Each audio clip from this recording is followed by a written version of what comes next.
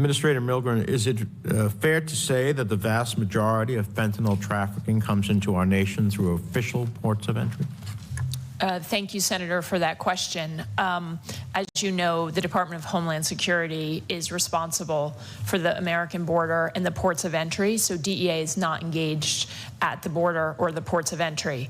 What I can tell you from our cases and the work that we do across the United States and across the world is that virtually all the fentanyl that we are seizing in the United States is coming from Mexico, and we do believe that much of that is coming through ports of entry in California and Arizona. But again, I would defer conversation or questions specifically about the port to DHS. Okay, and to the extent that you know, are they coming through the hands of vulnerable people seeking fleeing their country?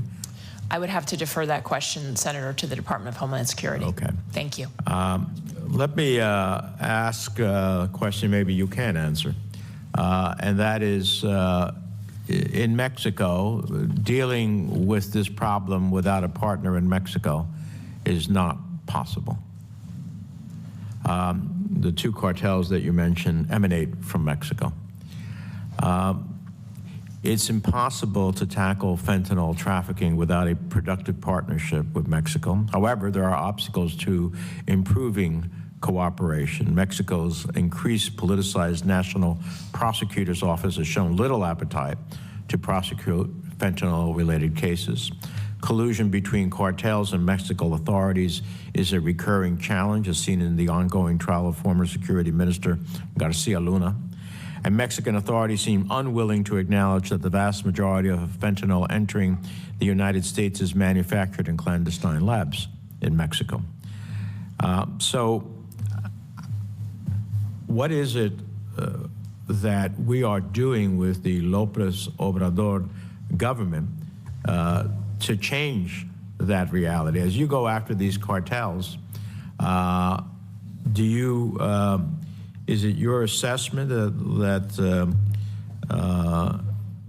the primary obstacles to improving cooperation with Mexican authorities to combat fentanyl trafficking is that either we don't have a willing partner or that, in fact, the state itself is infiltrated by the cartels? Senator, thank you for that question. We believe Mexico needs to do more to stop the harm that we're seeing. As I stated, what we're seeing is that these two cartels in Mexico, the Sinaloa and the Jalisco cartel, are dominating and controlling the entire global supply chain of fentanyl, and they are operating throughout Mexico. The Sinaloa cartel, we believe, is operating in 19 of 32 Mexican states, and the Jalisco cartel is operating in 23 of 32 Mexican states. What we know is that Mexico in the past worked relentlessly from 2012 to 2015 to disrupt one of the most violent criminal networks in Mexico, the Zetas, and they were effective at dismantling that cartel.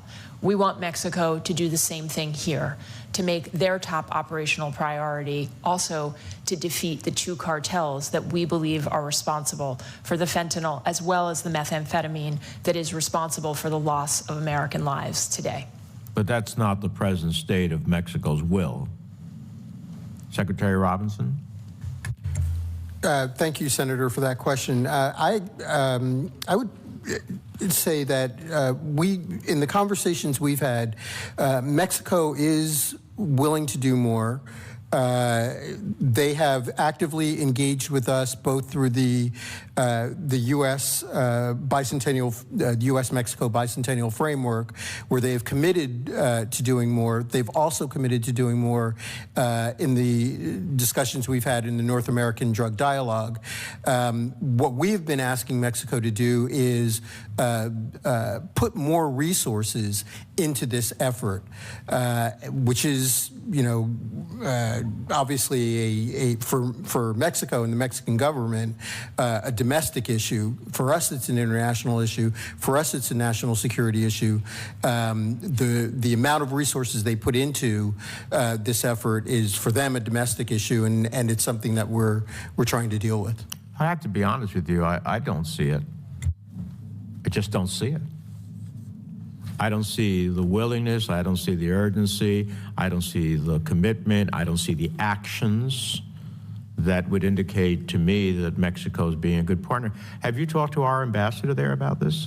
Is he engaged on this issue? Yes, and yes to both questions. Well, I hope he's vigorously engaged on the issue because, you know, we start with China and precursor criminals, and we need to create an international coalition that pressures China. They promote themselves as a big counter-narcotics nation, quite on the contrary, just from my perspective. And then we have our next-door neighbor who, this is a critical issue, and I just don't see it happening. And I have to be honest with you, if the good overtures to try to get them to act is not working, then there has to be other considerations. I just think that we work with our Mexican friends with kid gloves on this issue, and I just is fundamentally wrong. I don't know how many more lives have to be lost for Mexico to get engaged. If this was in the reverse, they'd be all over us. President López Obrador would be all over us in this regard. Lastly, can you work, Administrator? Can your people work freely with Mexican counterparts? Are you concerned about the information, the intelligence, the security of what you're trying to do with your counterparts in Mexico? Senator, thank you. Thank you for the question. And there are three ways in which we believe that we would like to see Mexico cooperate far more with DEA and with the United States. The first, and this is under the bicentennial framework, the first is information sharing. We are not getting information on fentanyl seizures. We are not getting information on seizures of precursor chemicals. And that kind of information, as you rightly state, is vital for both countries, both for Mexico and for the United States. Second, we are very concerned about the clandestine labs across Mexico, and we have offered and continue to offer and stand ready to work in partnership with Mexican authorities to dismantle and take down those clandestine labs throughout Mexico jointly and to be of any service that we can. And finally, the last point you just mentioned, the Garcia Luna trial, which is a DEA investigation. The trial is ongoing in the Eastern District of New York this week.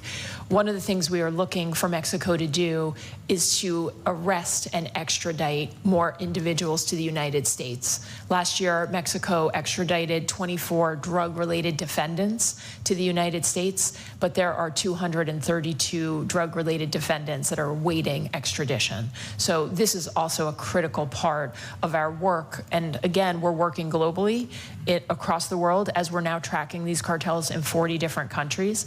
But it is vital that we be able to work in Mexico as well. Senator Risch.